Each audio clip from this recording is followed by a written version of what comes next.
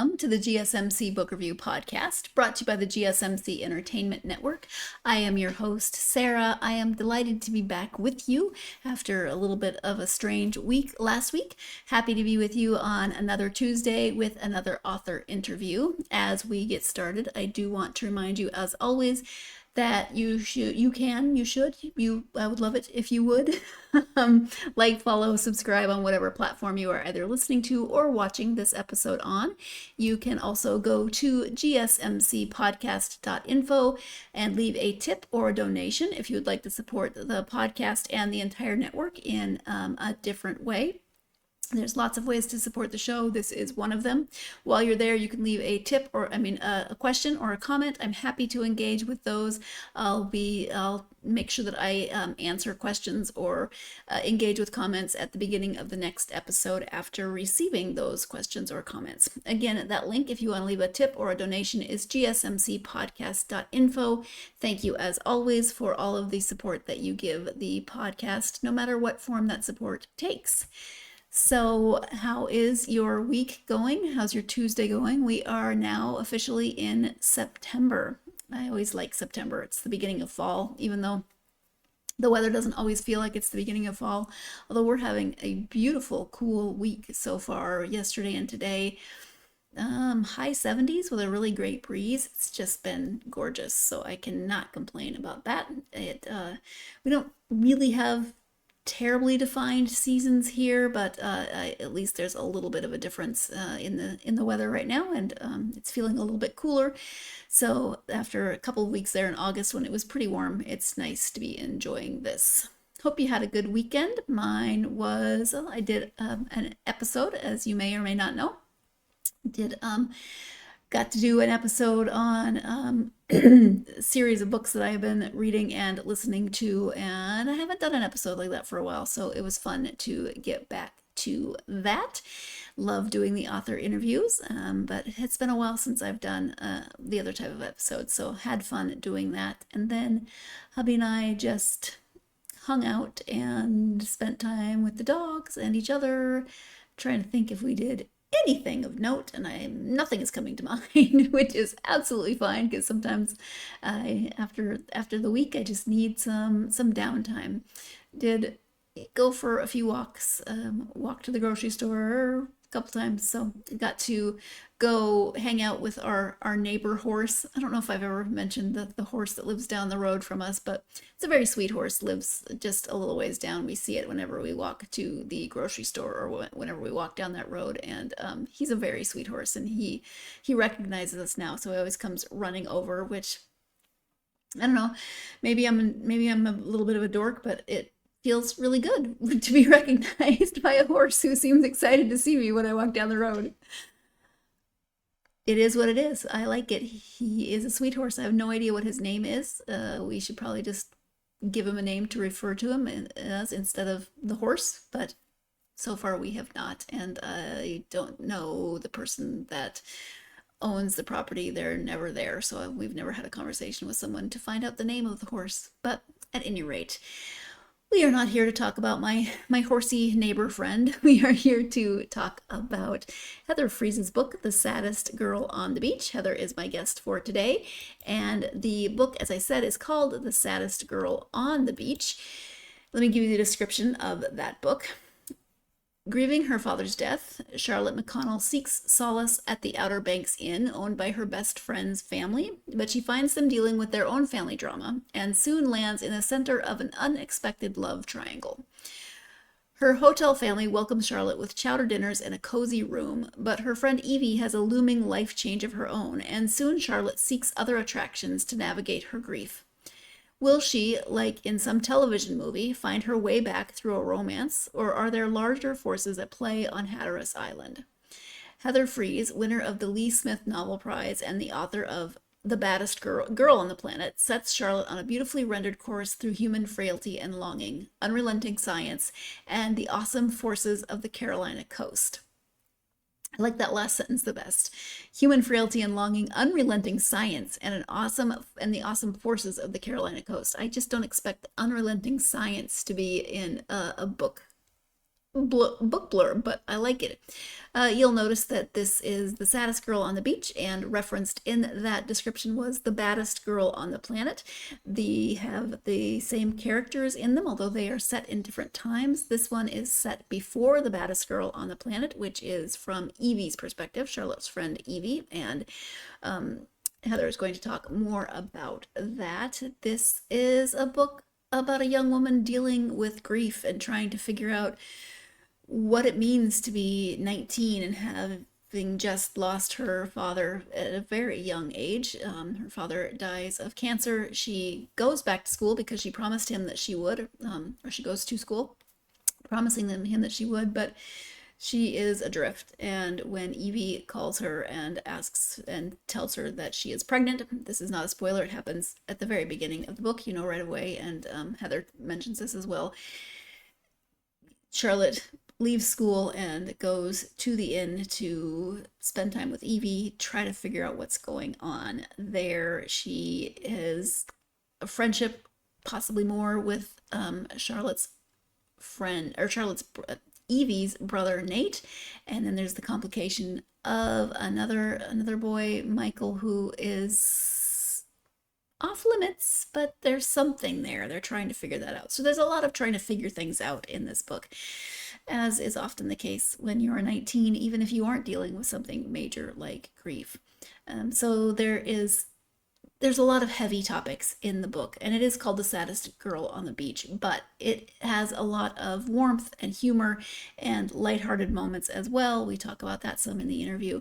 So this isn't going to be, this isn't a massive, like, you're just going to feel heavy and down when you read it. There are introspective moments, of course. There are moments of trying to navigate grief and what does your life look like now and all of those things for Charlotte. But again, there are lighthearted moments, there are very sweet moments, there's a lot of relational moments in this, because it is about it is about, at its center, relationships, Charlotte's relationship with her father, and what does that look like now that he's gone, and how does that change, and she's searching for some kind of deeper meaning there. Her relationship with her brother and her mother, who are still at home, and she is not. She would have been at school, but now she's here, and there's a lot of avoidance, even though she's not, like, she's still in contact with them, but there is some avoidance.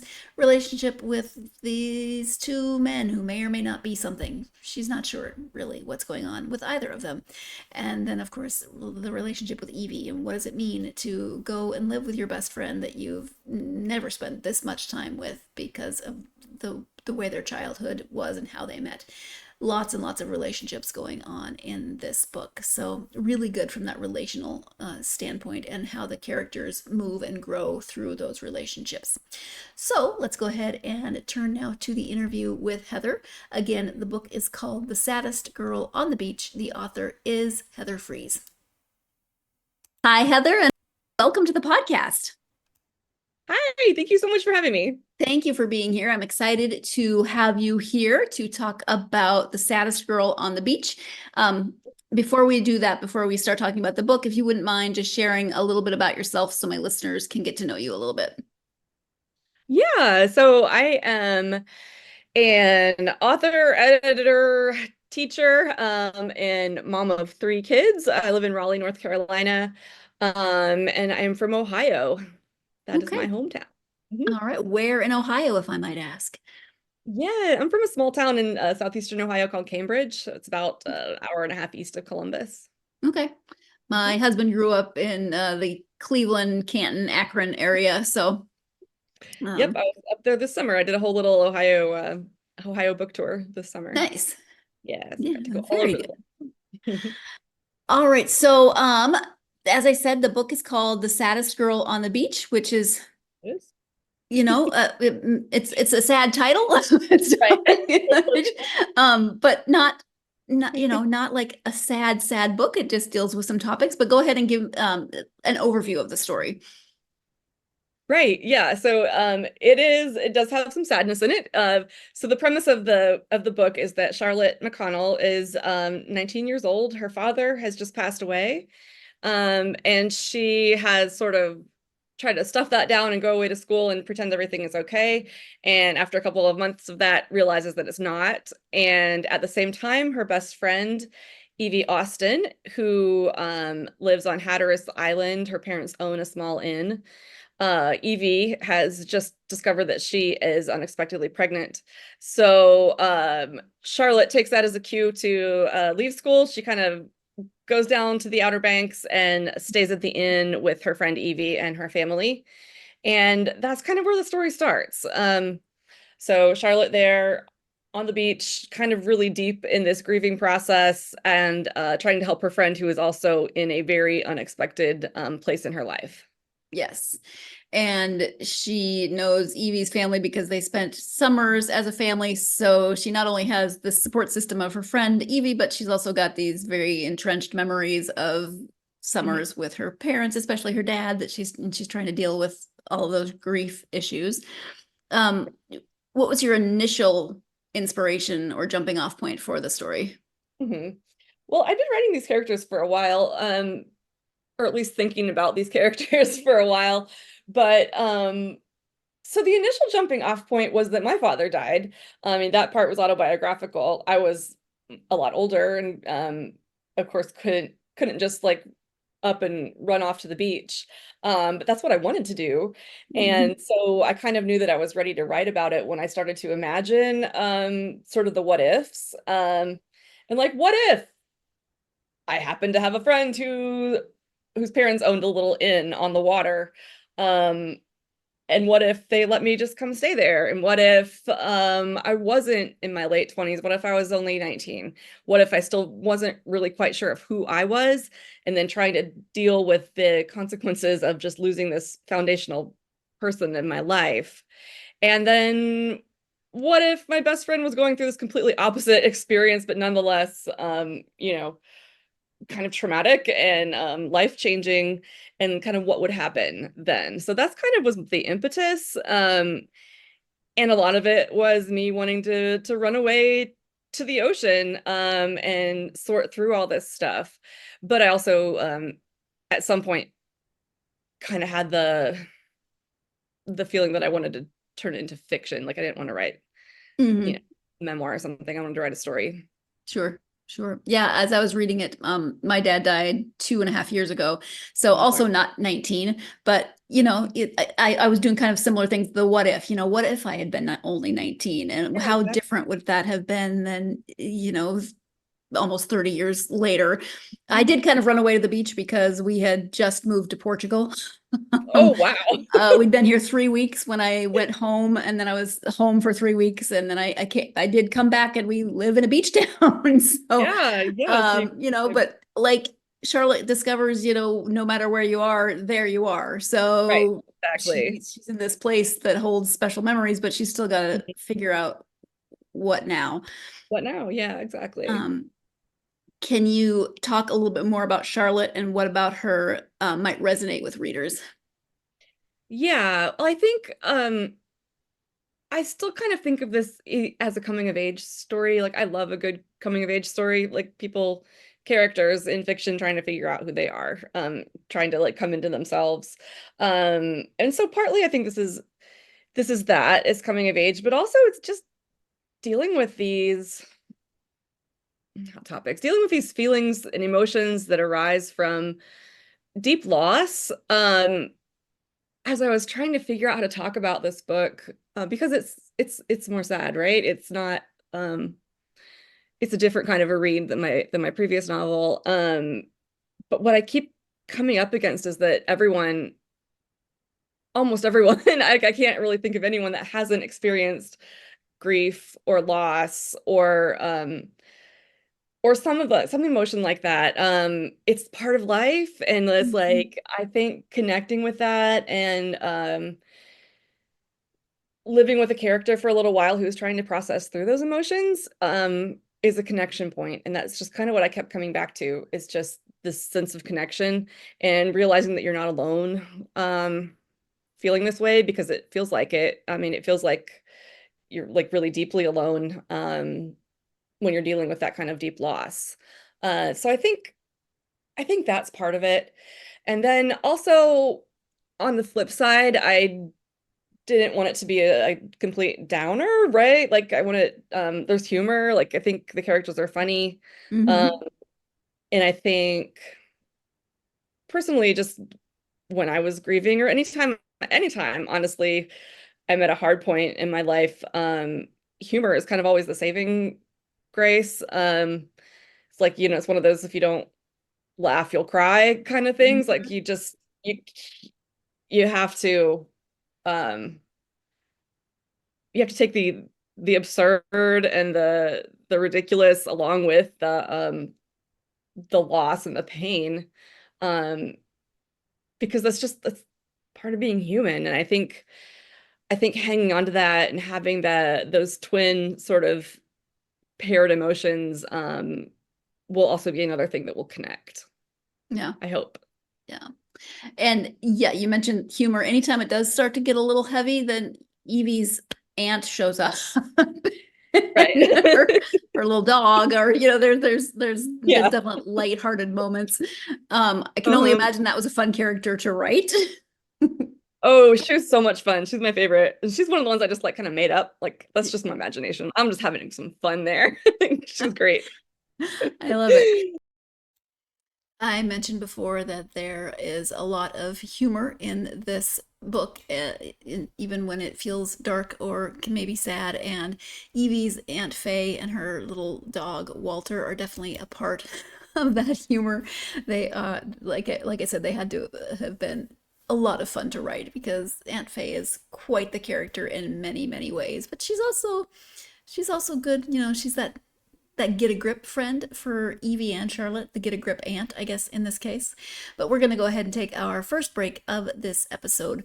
When we come back, we'll be talking about the connection between this book and the baddest girl on the planet. You are tuned in to the GSMC Book Review Podcast, and I will be right back.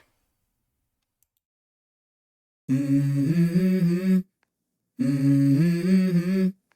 Mm-hmm. Let's go. I wake up to a little bit of drool on my pillow, feel like it's gonna be a bad day. Yeah, I'm tired of shit, and the coffee ain't hit yet, damn, ain't that great. I don't wanna go to work, cause my boss is a jerk, and I'm not even that paid. I need a change in my life, cause I don't feel alive, and there's nothing that makes me happy. Hold my beer for a minute, I'm about to quit my job, cash in for a ticket. I'm going on a trip and I don't plan to visit. I'm gonna stay there till I feel like I'm winning, and this is just the beginning. I need a big change, help me feel like living. I need a big swing, home runs I'm hitting, and I'll never look back, moving on till I get it all. And we all got dreams, we all want things, but what you gonna do for it? How you gonna move for it? What you gonna be? And do you believe you can do anything? Welcome back to the GSMC Book Review Podcast and my conversation with author Heather Frese. As we begin segment 2, I do just want to remind you one more time that you can go to gsmcpodcast.info, leave a tip or a donation. It really does help out not just this podcast, but the entire network as a whole. Again, that link is gsmcpodcast.info.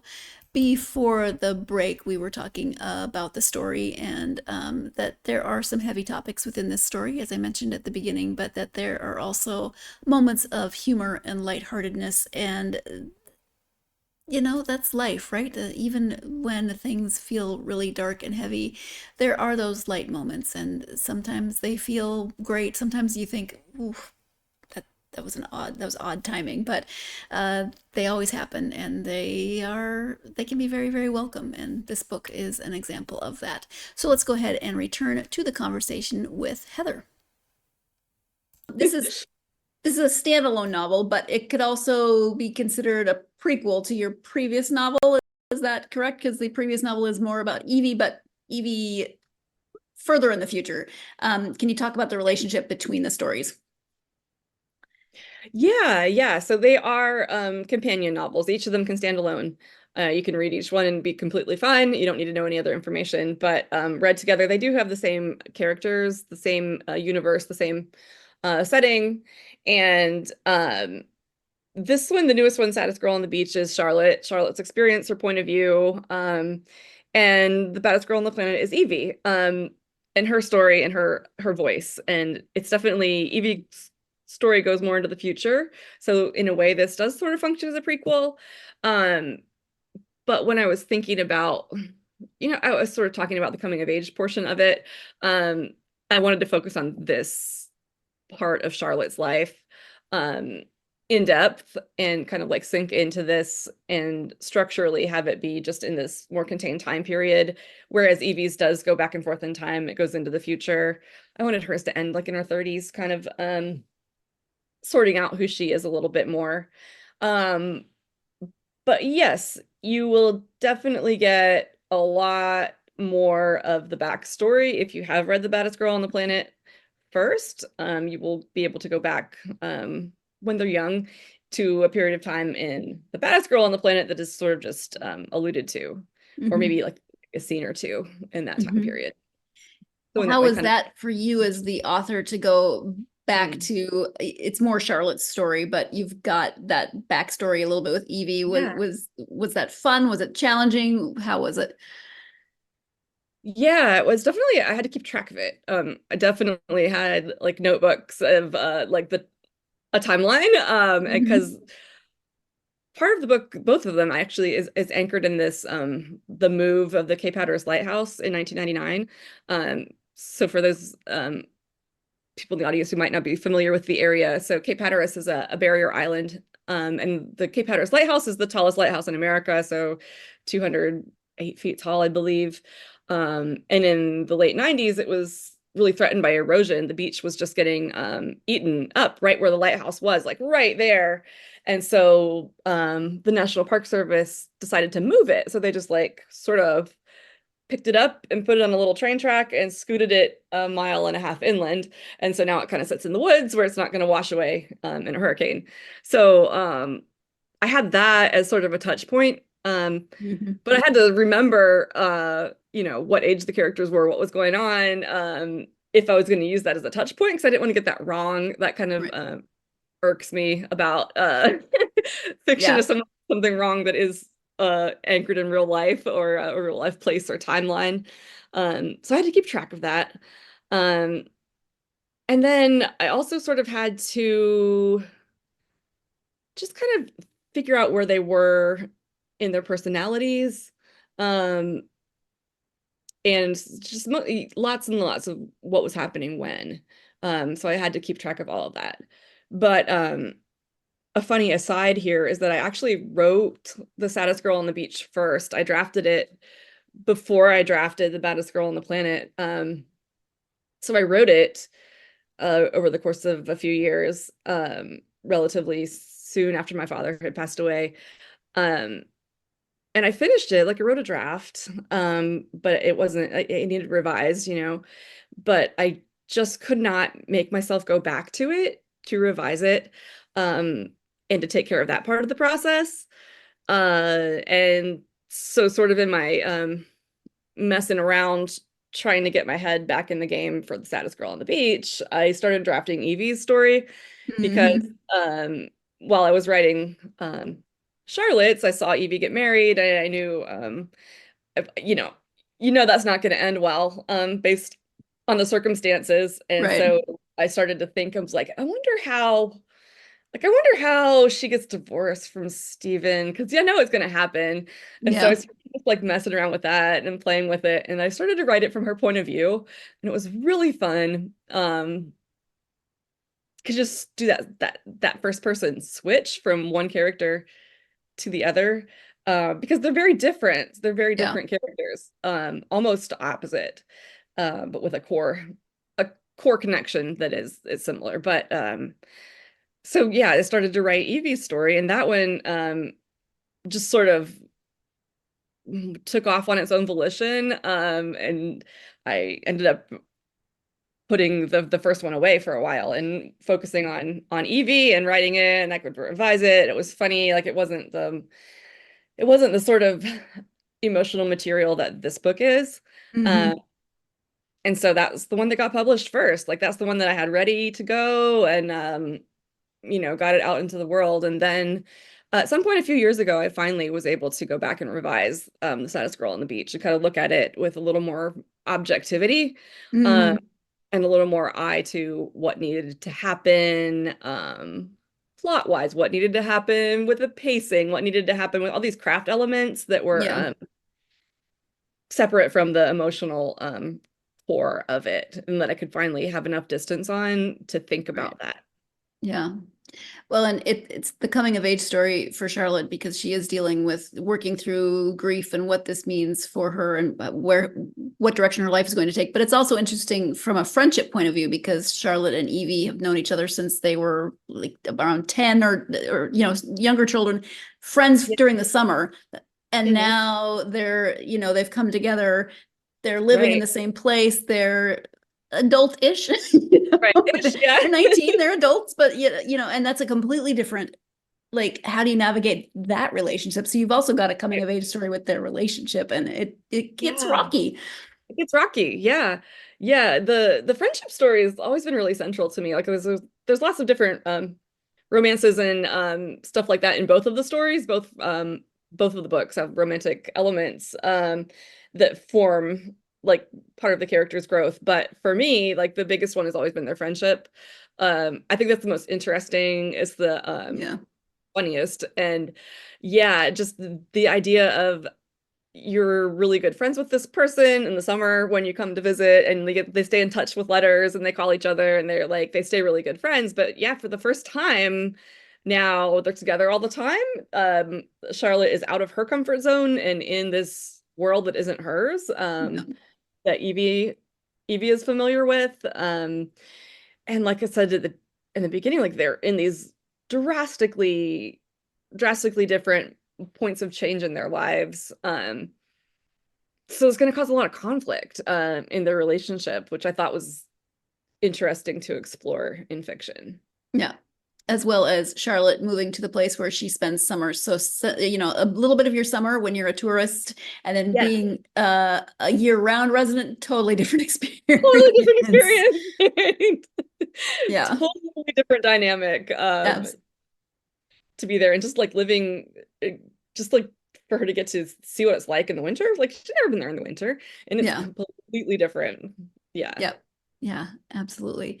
There's another relationship with a character named Michael, and Charlotte and Michael communicate via text by quoting each other lines from How to Read a North Carolina Beach. Right. Just give me the backstory on how that came to be. Right. So this was one of those recent revision elements where I finally was able to go back into the book, and I realized I needed to have more of a sense of what was connecting these characters, because Michael in the story is kind of forbidden fruit. He is not available romantically, and yet they have this connection that they're kind of forming through science. I think the way this intertwines with the grief story is that Charlotte experiences this like, a fairly big crisis of faith when her father passes away, and just sort of this feeling of loss of anything of a more spiritual nature. And her Charlotte's dad was a geologist. Like he tended to talk more about, atoms and electrons than scriptures. And so this feeling of loss that she's trying to sort out of things of a spiritual element, she's kind of going back to science, and this is what she's kind of leaning on. And Michael is a scientist, and he is down there researching currents or something in the ocean. And so when Charlotte finds this book, it's one that Michael is familiar with, and it is it's a scientific text. But when I was reading it, I just happened to come across, my neighbor gave me a copy. And as I was reading it, it was like so poetically written. The way the science was written was so rhythmic and interesting, and it also had such fascinating connotations to me. Like this idea of like the swash zone, like in between things currents wash back and forth and things are not stable and solid. Like it's a scientific principle, like this something that happens, you know, in the world, particularly in the world on the Outer Banks. But as my character is reading it, as I was reading it, I of course like thinking about her emotional state and how she's connecting the science to that, and just the idea of having Charlotte and Michael use this book, this scientific text, to connect with both the science aspect and the emotional aspect, and pulling that together, using this other text was just kind of interesting to me. And so that's kind of how I started having them flirt, and how I started having them, you know, how she started forming this attachment to him, through an understanding, of both science and emotion. Yeah. It was one of the more interesting beginnings of a flirting text relationship. So it had to have been fun to just kind of, once you got the idea, to start going through and deciding what quotes to use, what would be appropriate. Yeah, it was really fun. Like, what are they like? What's she feeling right now? What is he going to? What is he going to be pulling out? Where are they going to be in the book? And just like writing them down. And like the more, like I would just type them out. I just typed out a list of like the quotes that I thought were particularly resonant, and there were so many of them. It's so interesting to me how this just truly, I mean, it was truly a scientific book. Like they weren't trying to, write about a character and her emotions, but the way that it tied together was just really interesting and really fun. Yeah. So obviously that was a piece of the research that you did, because you read the book and you found quotes, and it deals with scientific elements in the book. But were there other types of research that you needed to do for the story? Mm-hmm. Yeah, I'm always big on having trying to get my moon in the right part of the sky. As one of my writing professors used to say, just having those details correct, that are pulled from the real world, or like I said, like the timeline of the lighthouse move. I always wanted to have that correct, and even smaller research elements like would this grocery store be open in January? And so I would like pull up a bunch of tabs and like research what is open when, where are they going to be going? So a lot of stuff like that, in relation to the setting.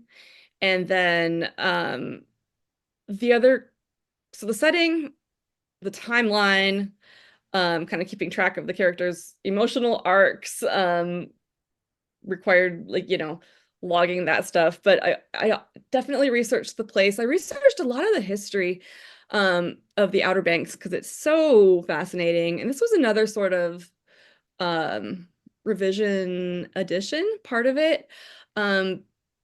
Because Charlotte has this affinity with language. Charlotte is kind of fascinated with the stories of the place. And so pulling that in, like the names of the lighthouse keepers, the stories of like the British cemetery on Ocracoke Island, the torpedoes in World War II. And a lot of this was stories I had grown up with. I had grown up, like Charlotte, I'd grown up going on vacation to the Outer Banks, and I would just read everything, and read all the little newspapers and stuff over breakfast. So I was always kind of had the stories of the area swirling around in my brain, but I definitely researched them before I included it in the book, because I wanted to get that right. So a lot of the history, a lot of the ecology, I wanted to get right. And then because the scientific element is kind of a thread that pulls through the book,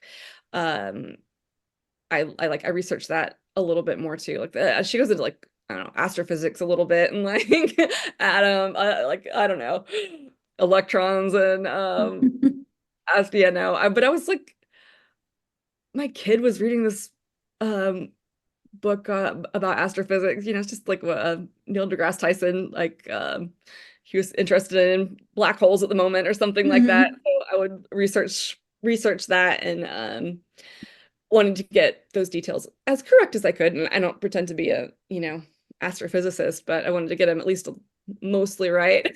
Yeah. As much as possible, yeah.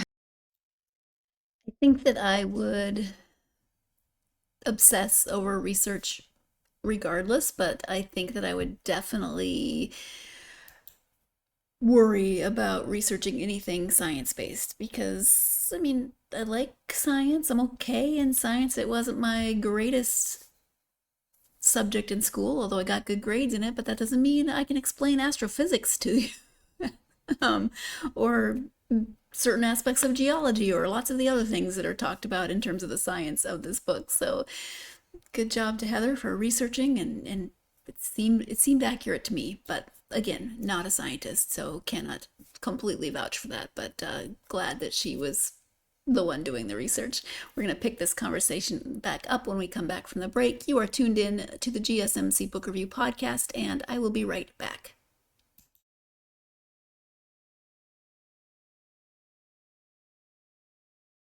For the best and latest podcasts available anywhere, go to the podcast app on your cell phone and type in GSMC to access free content-rich podcasts on health and wellness, book reviews, sports, entertainment, relationships, social media, movies, technology, finance, and even weird news. Subscribe and download the GSMC Podcast Network's family of shows, available everywhere podcasts are found. Welcome back to the GSMC Book Review Podcast and my conversation with author Heather Frese. Before the break, we were talking about research and astrophysics, and I mean, that's not the only thing we were talking about, but lots of other things in terms of research and science and researching science. And I just wanted to remind you of that so you remembered where we were in the conversation before we pick it back up with segment 3. Slight tangent, but it just reminds me that my great nephew was born in February, and my mom bought him a series of board books that are like science for babies. They're literal board books, like rocket science for babies. And so she keeps joking. That kind of stuff. She keeps joking that he needs to have his PhD by the time he's 2. I love that they make board books for science board books for babies. Yeah, that's fantastic. I know one of the things my dad read to me, that's like one of my core memories, is he checking out a book from the library about sound and like decibels and how sound waves worked, and he would always say, lower your decibels when we were too loud. Nice. I love that. I love just having the science of the world worked into our everyday existence. Exactly. Yeah, because it does. I mean, whether we recognize it or not. Mm-hmm. So you wrote this story first, and Mm-hmm. then revised a lot. So in terms of character development, especially Charlotte as the main character, but did the characters themselves change a lot during that process, or did you have a really good sketch of them beforehand? How was that? Right. I felt like I had a fairly good sketch of Charlotte and the time period that I was setting this book in, and the arc that I wanted her to have in that time period for the Saddest Girl on the beach. Evie was just a surprise, and she was fun, and she constantly shifted, and her sort of arc and trajectory and what was influencing her changed as I was writing her book. It was a whole different process for both of these books. Just as the characters are really different, the whole process was different, and the storyline was different for each of them. So yeah, Charlotte was a little more, kind of had a grasp on what I wanted to happen there. Yeah. He was a surprise. Yeah. So two standalone but connected books set in the same universe. Are you done with these characters? Do you think you'll revisit this world? Yeah, so I thought I was done. I thought I wanted these two there. I mean, they're two best friends, or I wanted one for each of them, and then I was going to move on to other things. And then I realized that I'm not done with them. And as I was working through a couple of ideas, I realized that I think there's one more to tie it together. And I want to take them out of their late teens and into their, mid 40s and see what happens. See what happens when they are grown-ups and see what happens when they're having their sort of second coming of age. Um, and see what happens when maybe they live together again, like after, going off and living their lives in these separate paths, very separate paths, Yeah. in some ways. So I think I'm not quite done with them yet. I think there's one more book in the works with these characters and in this universe. Okay. Well, that's Yeah. the fun thing I think about, we think of coming of age stories often as young adult novels and around that age, but we're all, I mean, I don't know, I'm sure I've come of age 10 times in my life, just as various things happen. Yeah. So I Yeah. like the bringing them into their 40s or, kind of exploring what happens later. Yeah, explore what happens later. And I don't think the growth stops. Yeah, I don't think you just come Right. of age and, like that's that. And particularly for women, and particularly for just thinking about becoming comfortable with who you are. It doesn't, I don't think it even begins to start at 19, I Yeah. think, and then moving that forward into like how you parent and how you deal with your parents declining and this different state that you're in, and how things shift and how you figure that part out. And again, I think it'd be interesting to have them be in the same place, because have these different characters colliding again. I think that might be a common thread. Yeah. I like it. Is that what you're working on now? Or are you working on a different project? What's the current WIP? Right. So yeah, that's what I'm working on now. It's going kind of slowly because of the rest of life. So that's the big project I'm holding in my head at the moment, and then I'm trying to like work on. But then I do have a short story coming out in an anthology in October. So this is um an updated version of some of the ghost stories of North Carolina, which North Carolina has this really rich history of tall tales and ghost stories. And so an anthology that's being put together is taking some of those stories that didn't maybe necessarily hold up terribly well, with either their language or their plot or the pacing. Anyway, just kind of going back to those and updating them. And so I have a story about Blackbeard the pirate. So I got Ocracoke. So I'm super excited about that. So that will come out in October around Halloween. So Perfect timing. yeah, perfect timing. What's the name of the anthology? I think it's a working title right now, if I'm not mistaken. Okay. But I'm thinking something like Ghosts of the Old North State, I think was the working title, but that might change. So don't quote me on that one. Okay. Good to know. And then any other writings that you want to highlight since we have the space? I just wrote some pieces in connection with the release of this book. So those are the sort of my most recent ones. I have an essay on the Daily Beast about the houses in Rodanthe, which is a small town on the Outer Banks, a little bit further north from where these stories take place, but still on Hatteras Island. And these houses are just literally falling into the ocean and washing away. There's been, I think when I wrote the article this spring, there had been, I forget the number of the string of them, but since I published the article, I believe that 3 more have fallen Oh, wow. into the ocean. So it's sort of an article on climate change, about the communal sense of grief of that, and what we do with that, how we deal with that kind of huge problem, and how it's impacting the setting, the coastline of North Carolina.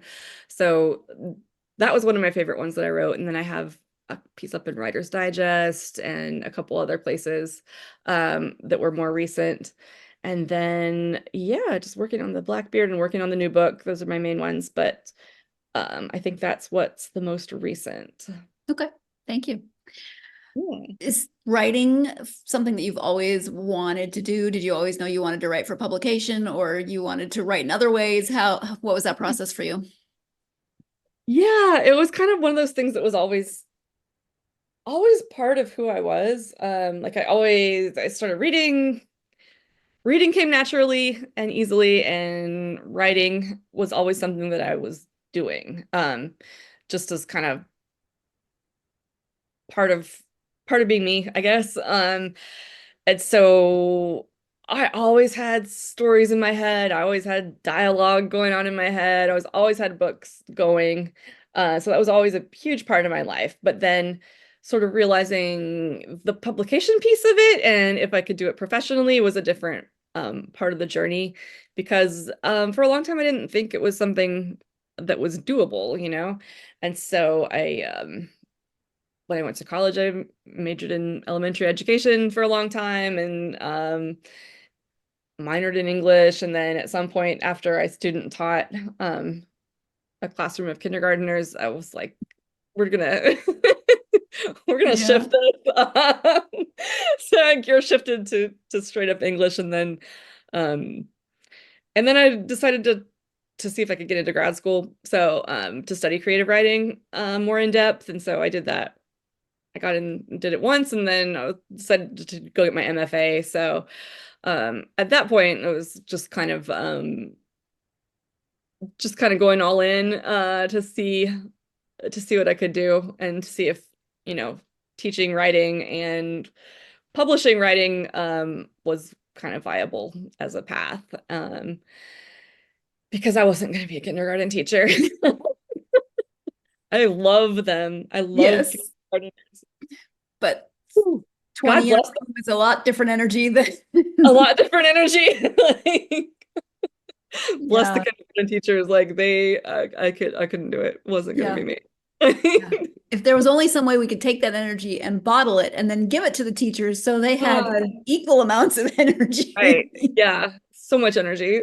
I used to work with preschoolers. I wasn't a full-time teacher. I only had them like once a week as part of another job I was doing and for like 20 minutes. And you know, and that was so much fun, but it's seriously like herding cats. Like just and My God. I had their teachers in the room with me, but Yeah. there's no control that you never know where that conversation is gonna go. Oh my God. They're so funny. They're so funny. But yeah, like the energy to like hurt those cats was just Yeah. astonishing. Yeah. I just remember one little kid, he just out of the blue says to me, you know, when you drink the water, it makes you have to pee. And I was like, that is accurate, but I don't know what that has to do with anything. Like that's true. That is true. Think of science, you know? Science, right? See, every day, every part of our lives. Right? Exactly. When you take time to read just for you, and not necessarily for research or anything, Yeah. go to authors and genres.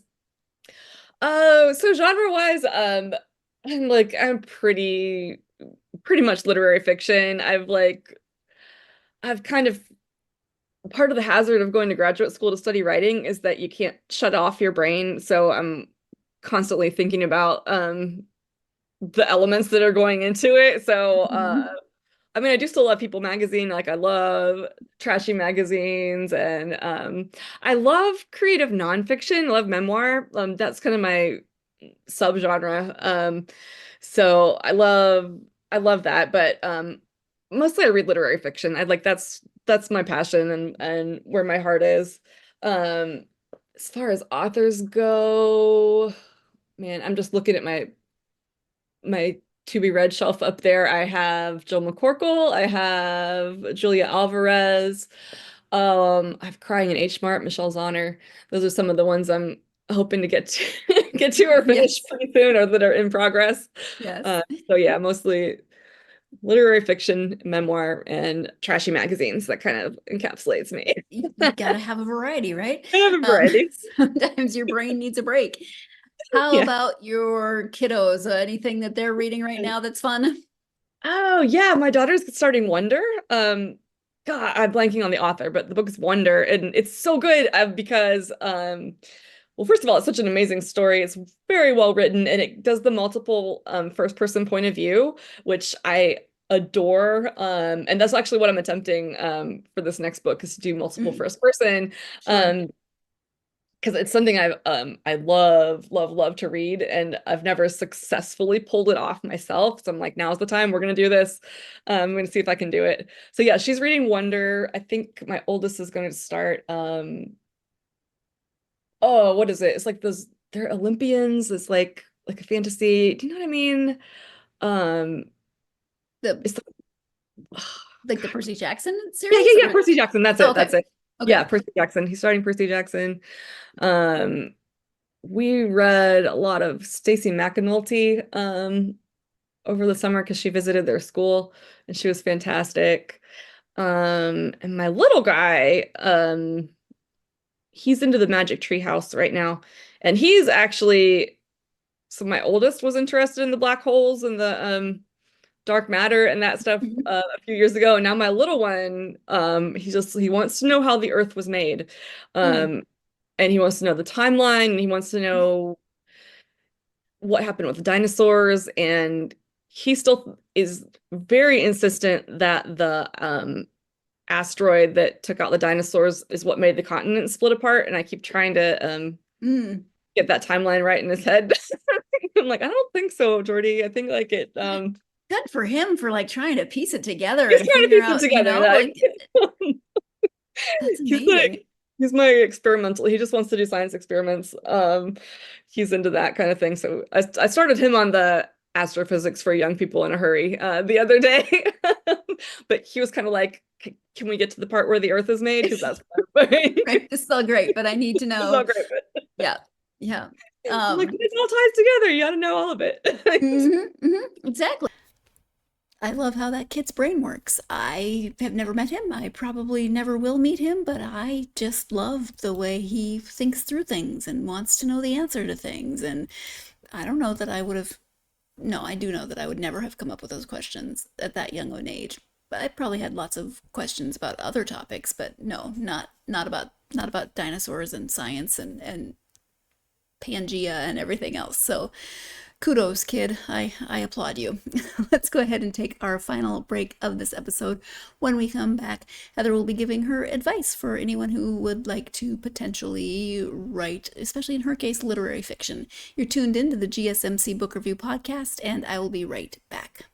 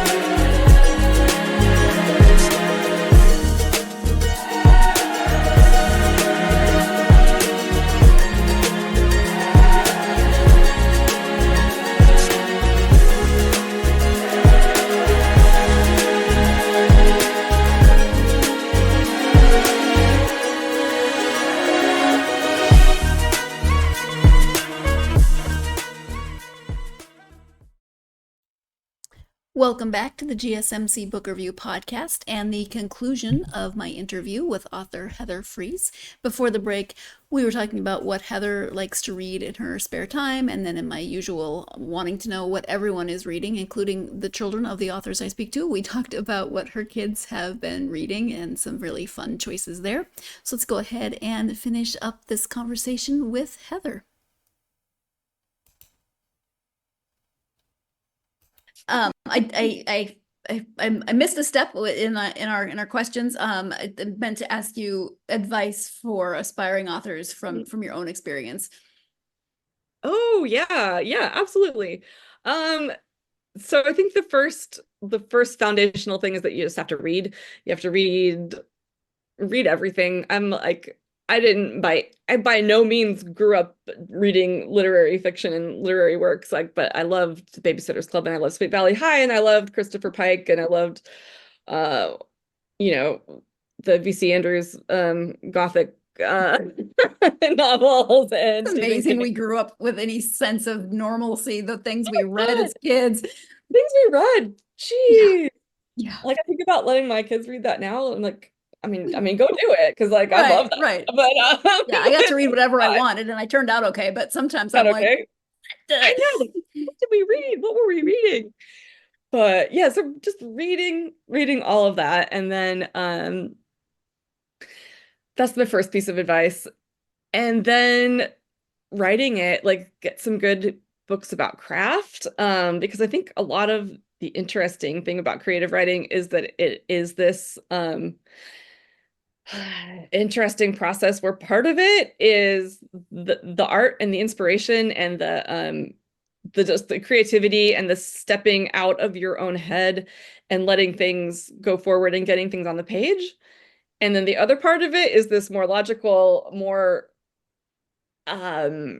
learned process where you can learn about dialogue, you can learn about pacing, you can learn about description, you can learn about even I would say study poetry. Like I love studying poetry and teaching poetry. I'm not a poet. I'm not that great at writing poetry, but the attention to sound and the attention to the line, um, the attention to just the language, is something that you can learn and something that will inform everything that you do, writing wise. So those two parts of it I think are important for an aspiring writer to be aware of. And then the other component I think is learning about the process, that it is this process. Like you don't just think something up and it goes on the page. And part of that is finding a community. Finding a writing community is really big. Whether you get that through an MFA or whether you get that through courses or conferences or a writing group. Our local libraries have lots of good resources for that, and you can find a writing group and you share your drafts and they give you feedback, and kind of learning that process is important because you kind of learn. So through learning what feedback to take to heart and what feedback to discard kind of helps you, or helped me figure out what was important to me and what I wanted to do in the book, or the story or whatever I was working on. So I think that's a big part of it. So there's lots of resources out there. So just like reading, writing, practicing, and finding a community, I think are the biggest things. Okay. Yeah, thank you. If people want to learn more about you and your books, share your website and any social media that you're active on. Yeah. So my website is just heatherfrese.com. So my last name is spelled Frese. So heatherfrese.com. And then I am active on Instagram and Facebook and Threads. All of those are Heather K Frese. So just sticking a little K in the middle there. For most of the social media. And I don't think I'm really active on Twitter, X, whatever. I used to try to do it and it's not my favorite platform. So I just let that one go. But you can find me on Instagram and Facebook. Those are kind of my go-tos. All right. Any newsletters or anything if people go to your website? Yeah. I have a newsletter I started up recently. Oh, I actually need to update that because it is almost September. So thank you for that. I need to do that, Lord. Okay, but yes, I have a newsletter. I would love for people to sign up so they can see where I am and where I'm doing. I'm going to be. I did a lot of book touring in Ohio this summer and on the Outer Banks, and I'm going to be in a couple places along the coast in the fall. So yeah, the newsletter will keep you updated on all of that and the anthology and things that are coming up and what's going on. So yeah, you can find that on the website. Perfect. Thank you. Heather, is there anything that we haven't covered that you wanted to make sure you highlighted? I think you did a really good job. I'm happy. I think we're good. Good. Excellent. Well, thank you so much for taking time out of your weekend to talk to me about both books, but especially Saddest Girl on the Beach. I really appreciate it. Oh, thank you so much for having me. This was a lot of fun. Thank you so much to Heather for joining me to talk about the saddest girl on the beach and a little bit about the baddest girl on the planet. And you just saw my girl walking around back there. She made her appearance. So thank you once again to Heather for joining me. If you're a fan of literary fiction, if you're a fan of coming of age stories and stories that really rely heavily on character arcs and character growth through relationships and how those relationships function, then you definitely want to check out The Saddest Girl on the Beach. And a nice thing is that there are 2 books. It's kind of a series, but you can read them in either order. I happen to read this one first, and it is the first chronologically, but I think that you can definitely read them in either order. But either way, there are 2 books, which is always fun when you find a new book, but then there are 2. So definitely check these out. And then Heather did say she's working on a 3rd, so I am looking forward to that, especially to see how Charlotte and Evie's relationship evolves. I have not read Baddest Girl on the Planet yet, but it's on my TBR because I want to hear Evie's story. It was interesting to get to know her younger self, her 19-year-old self in this book, and to know that the next one takes place a little further in the future, and to see some of the consequences of things that happen in this book, and to see how her life has changed or not changed, how she has changed as a character, etc. So definitely looking forward to that when I finally get to it on my TBR. Sorry, there's a bug on my wall, it just distracted me. It happens, but thank you so much to Heather for joining me. Thank you as always to you for joining me. I hope you'll join me for the next episode. We are switching gears and going to nonfiction next week. I will be speaking with author Kelly Florence. She's actually a co-author.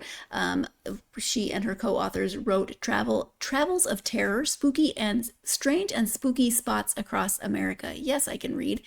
Travels of Terror, Strange and Spooky Spots Across America. Apparently it's a tongue twister for me. So they are fans of horror and just kind of all things horror and spooky and Halloween, and they did road trips together. And this is a travel book, but with a twist. It's, places that you can go where they do ghost tours or where something, maybe true crime happened. They stay in the Lizzie Borden house. They visit Salem. They give tips on where to eat and where to stay, etc. So it's a twist on a travel book, and if that's something that you never thought of or maybe have thought of and want to do spooky road trips, then you'll definitely want to join me for this conversation with Kelly on the next episode. In the meantime, if you are a fan of this episode and you have not done so already, please do like, follow, and subscribe, whatever platform you are either listening to or watching this episode on. Said it at the beginning, say it every week. It really does help the algorithm. Also, leaving a review is incredibly helpful. Doesn't have to be complicated. Don't overthink it. I'm projecting because I would overthink it, but you don't have to overthink it. It can be really simple. And it, again, really helps the algorithm, gets this podcast out to more readers such as yourselves, and it is greatly appreciated. All of your support is always greatly appreciated. And again, if you are on social media and want to follow the podcast on social media, you can do so on Facebook, X, Instagram, and TikTok. Another place that you can find the podcast, find me, and ask questions. Tell me what you're reading. Tell me if you've read any of the books by the authors that I've interviewed. Tell me what you're putting on your TBR. Maybe, just in general, but hopefully some of the authors I've interviewed have inspired you to add books to your TBR. Come help me fulfill all of my burning questions that I have. Come find me on social media. We'll find the podcast on social media and by extension me. I hope you're having a great week so far. Hope you're having a great September so far. And whatever is going on, we're getting closer to sweater weather depending on where you live. But whatever your weather, whatever your sweater or lack of sweater is, I hope the week is giving you plenty of time to get yourself lost in a good book. Thank you so much.